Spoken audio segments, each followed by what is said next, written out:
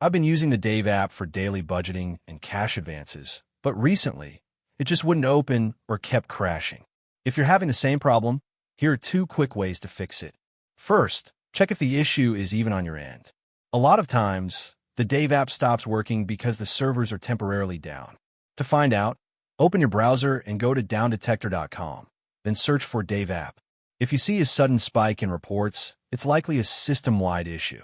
That means all you can really do is wait. Refreshing your app or reinstalling it won't help while the servers are down. Give it some time and try again later. They usually resolve it within a few hours. If there's no outage reported, your next step is to update the app.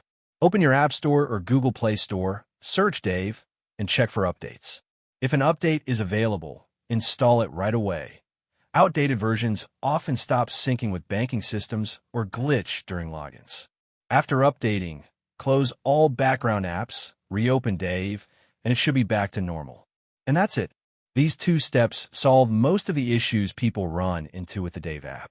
If you found this helpful, don't forget to like the video, subscribe for more app fixes, and check the description for useful links. Thanks for watching.